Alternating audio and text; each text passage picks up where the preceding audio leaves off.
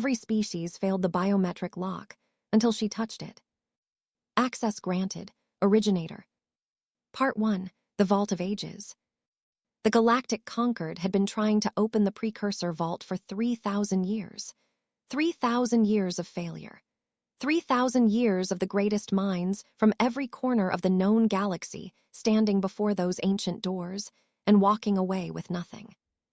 The vault stood on 4, a dead world that had once been green and alive. Now it was nothing but gray rock and thin air, kept breathable only by the massive atmospheric generators the Concord had built around the excavation site.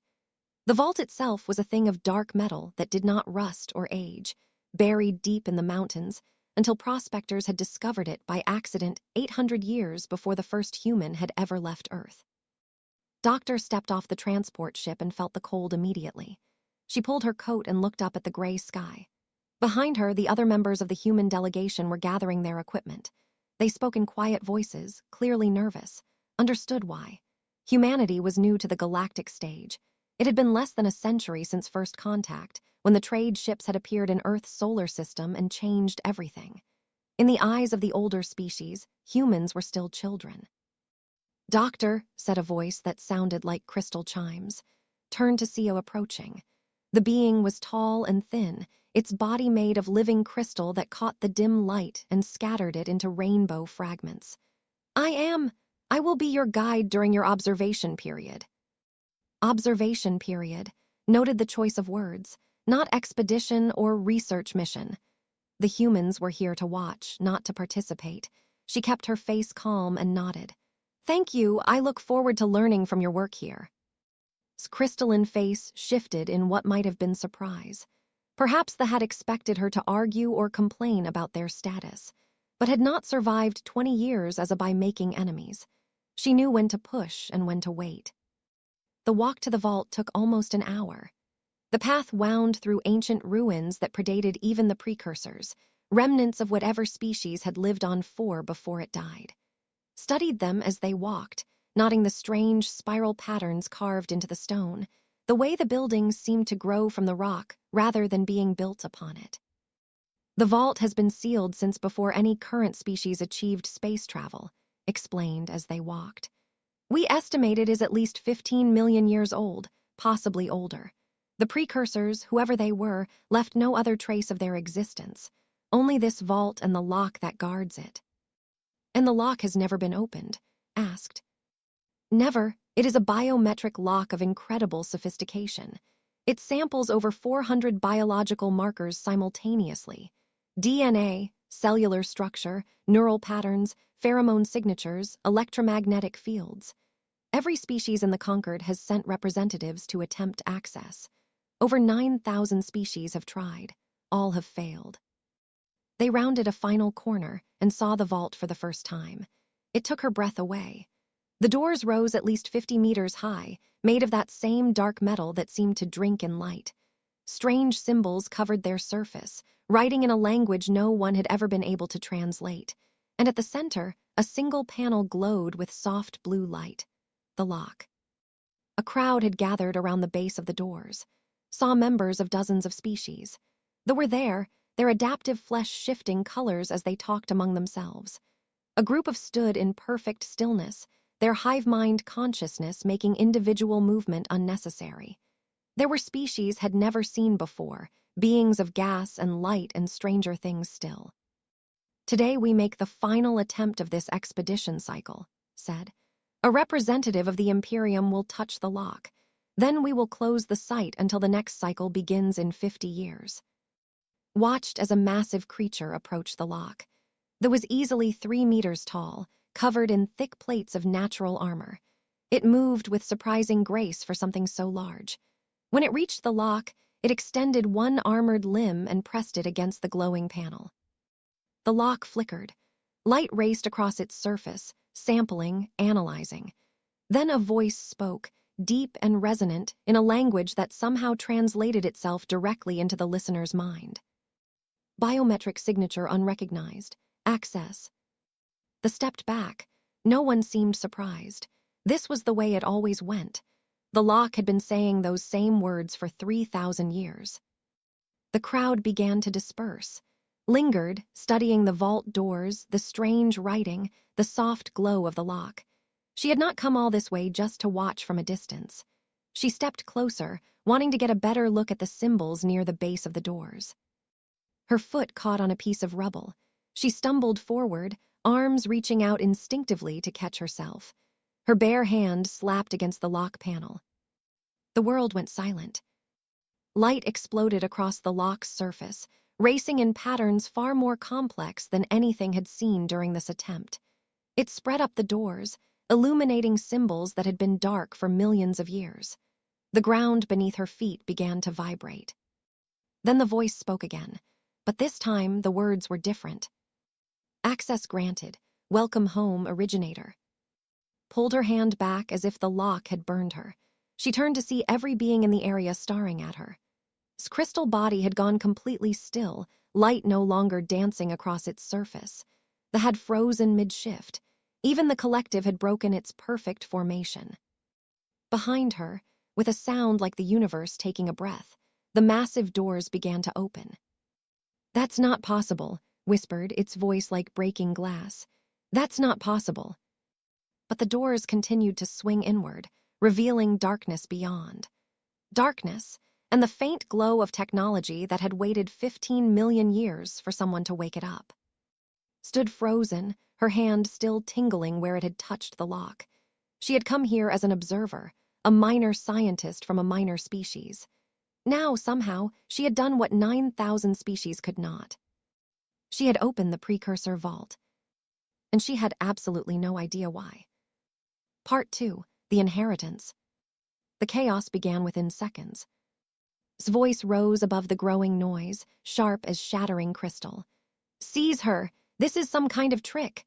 The moved toward, but a group of blocked the path, their flesh rippling with aggressive colors. "No one touches the human until we understand what happened here," the lead said. Its body shifted into something larger, more threatening. "The lock accepted her. We all saw it." "The lock was manipulated," insisted. "The humans must have found a way to hack the system. They wanted to embarrass the conquered, to steal what rightfully belongs to all species." "A species that has been in space for less than a century," another voice buzzed. Turned to see a representative stepping forward, speaking for the collective. "You believe they cracked a lock that has defeated us for 3,000 years. That is not logic. That is fear." "Then what is your explanation?" demanded. This compound eyes turned too. "Perhaps the human carries something the lock was looking for, a genetic marker, a biological signature. Perhaps humans are not what they appear to be." "You're suggesting humans are precursor descendants?" The laughed, a wet sound. "That is impossible. The precursors vanished millions of years before Earth even had complex life." "I am suggesting," the said slowly, "that we do not know what the precursors were capable of, and standing here arguing accomplishes nothing. The vault is open. Someone must enter it." All eyes turned too. She had not spoken since the doors opened. Her mind was still trying to process what had happened. The lock had called her originator. It had said, "Welcome home." But this was not her home. She had never been to this planet before. She was just an archaeologist from Lagos who had spent her life studying dead civilizations. "I'll go in," she said. Her voice was steady, even though her heart was racing. "But I want representatives from each species to come with me. This discovery belongs to everyone." There was a long moment of silence. Then the ambassador nodded. "A fair proposal, though we'll send one representative." One by one, the other species agreed, even though this consent was clearly reluctant. Within an hour, a group of 12 beings from 12 species stood at the entrance to the vault, armed guards from every delegation forming a cautious perimeter behind them. Stepped through the doors first. The vault's interior was vast, far larger than the outside had suggested. The walls were lined with machines she could not identify, their surfaces covered with the same strange writing as the doors. Lights activated as she walked, illuminating pathways that seemed to have been designed for her specifically. "This technology," breathed, the earlier hostility forgotten in the face of wonder. "It is beyond anything I have ever seen. beyond anything our civilization has achieved. They walked for what felt like hours, through chambers filled with vessels that folded space, devices that manipulated gravity like clay, weapons that could unmake stars. Each room activated only when entered, responding to her presence like a house welcoming its owner home. At last, they reached the center of the vault. A massive chamber stretched before them, dominated by a single structure. A pillar of light that rose from floor to ceiling, pulsing with soft radiance. "The archive," the representative said. "This must be the archive, the repository of precursor knowledge." Approached it slowly. As she drew near, the pillar flickered, and a voice spoke directly into her mind. Not words exactly, but concepts, images, understanding flowing into her like water filling an empty vessel. She saw the precursors. They were not a single species. They were gardeners. They had risen billions of years ago, when the galaxy was young and empty. They had looked at the universe and seen not cold darkness, but potential. They had decided to fill that emptiness with life. For millions of years, they had seeded worlds across the galaxy. They guided the development of life, nudging evolution here, adjusting chemistry there. They created and thousands of other species. They were the reason the galaxy teemed with intelligent life, why so many species had risen to the stars. But Earth was different. The archive showed the truth. Earth was not just another seeded world. It was the final project, the masterwork. The precursors had poured everything they knew into humanity's creation. They had taken the best of their own genetic legacy and woven it into human DNA. Every human alive carried the precursor code in their cells, a biological key that had been hidden in plain sight for millions of years. "Humanity was designed," whispered. Her voice echoed in the silent chamber. "We were designed to inherit this." "What?" His voice was sharp. "What are you saying?" Turned to face the assembled delegates. She saw fear in some of their eyes, anger in others. The had shifted into a defensive posture. The collective had gone very still. "The precursors created all of you," she said slowly. "All the species in the galaxy. They seeded worlds, guided evolution, shaped life according to their vision. But when they created humanity, they did something different. They put their own genetic code into us. We carry their legacy in every cell of our bodies. That is why the lock opened for you," the said. "You carry the originator's signature." "Yes." "And the archive," said, voice trembling. "What does it offer you?" Was silent for a long moment. The archive was still connected to her mind, showing her possibilities. She saw what the inheritance meant: complete access to precursor technology, the ability to reshape worlds, to command fleets that could cross the galaxy in moments, to wield power that made current civilizations look like children playing with sticks. She also saw why the precursors had left. They had grown too powerful, too certain. They had shaped life across the galaxy according to their own vision, and in doing so, they had begun to lose sight of what life was supposed to be. They had started to see themselves not as gardeners, but as gods, and they had been wise enough to recognize the danger. So they had departed. They had sealed their knowledge away and left the galaxy to find its own path. Their final act had been to create humanity, not as rulers, but as a key. A way for the galaxy to reclaim the inheritance when it was ready. "The archive offers me a choice," said finally. "I can claim the inheritance, become the voice of the originators, take control of everything in this vault and use it as I see fit." The delegates shifted uneasily, saw hands moving toward weapons, bodies tensing for action. "Or," she continued, "I can seal the vault forever, lock it away so that no one can ever access it again. Let the galaxy continue as it has, without the precursor legacy." "Those are the only options?" they asked. Did not answer immediately. She was thinking about the precursors, about their decision to leave.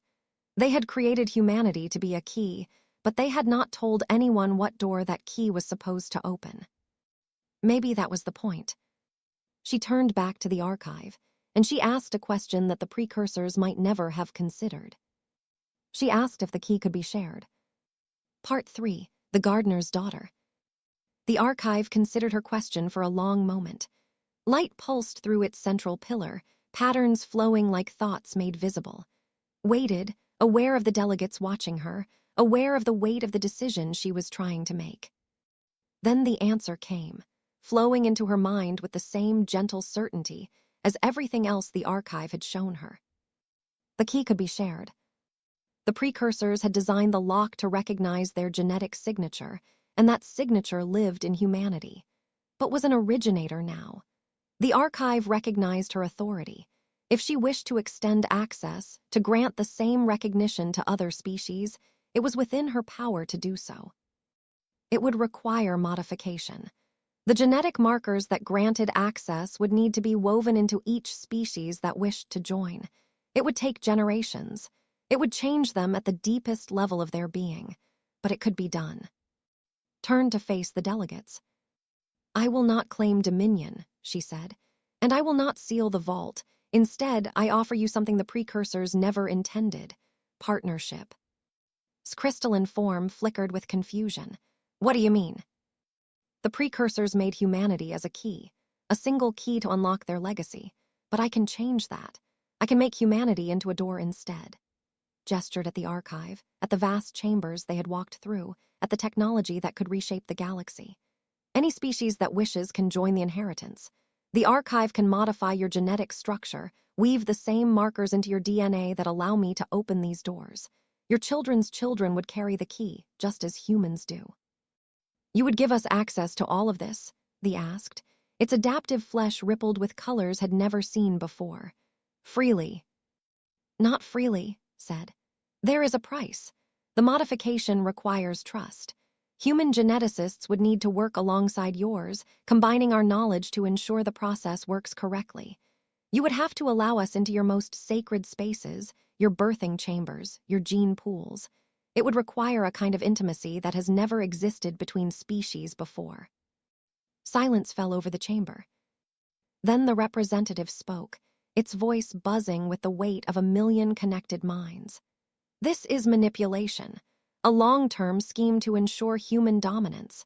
You would weave your species into the very fabric of our existence, make us dependent on you for access to the precursor legacy." "The collective refuses," it continued. "We will not be bred like animals modified to serve human purposes. Keep your inheritance. We want no part of it."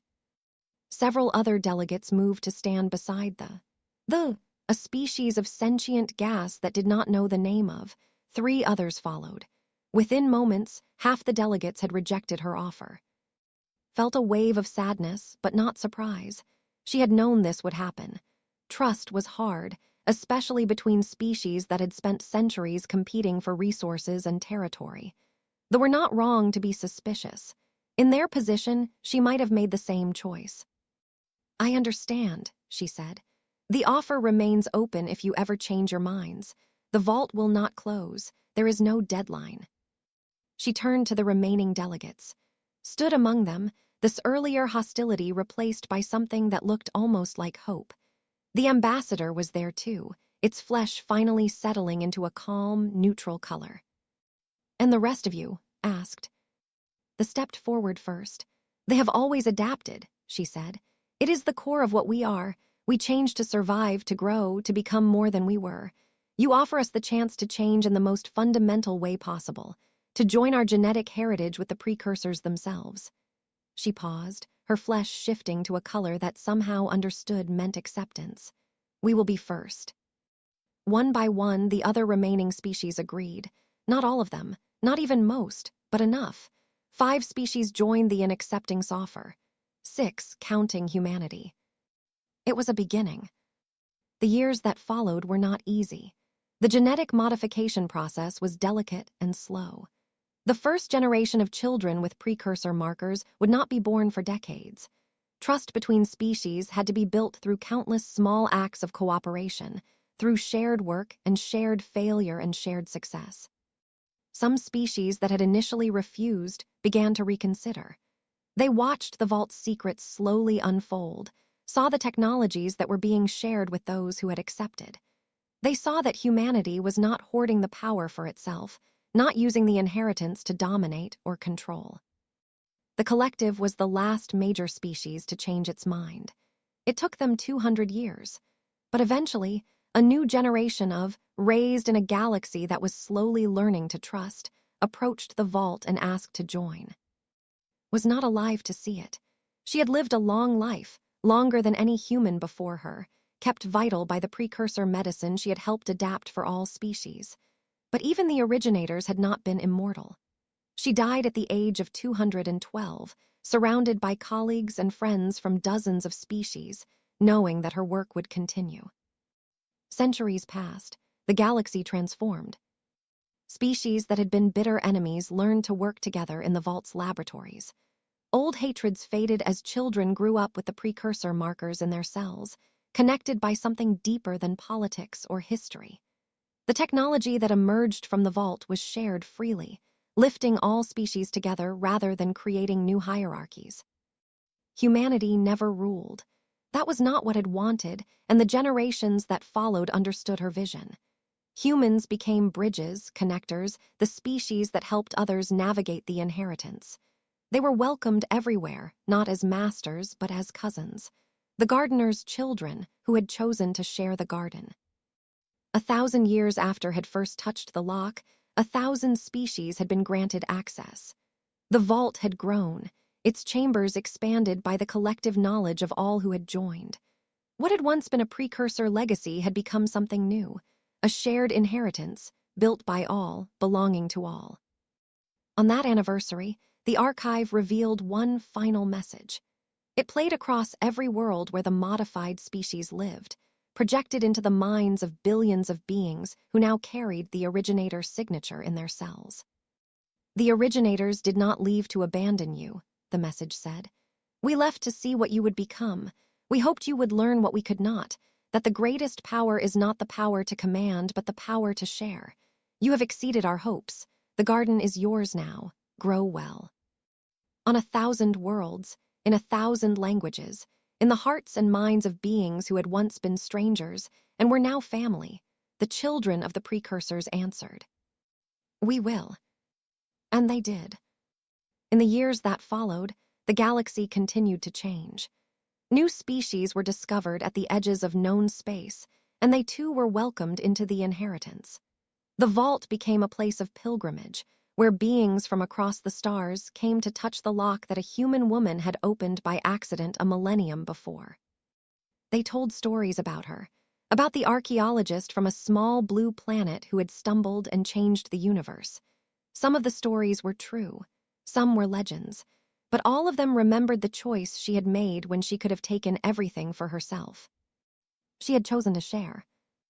And because of that choice, the galaxy was no longer a collection of species competing for power and resources. It was a family. Strange, diverse, sometimes difficult, but bound together by something deeper than politics or war. Bound together by the legacy of gardeners who had dreamed of a universe full of life, and by the woman who had made that dream mean something new. The precursors had created the garden. Humanity had opened the gate. And together, all the species of the galaxy had learned to grow. The end.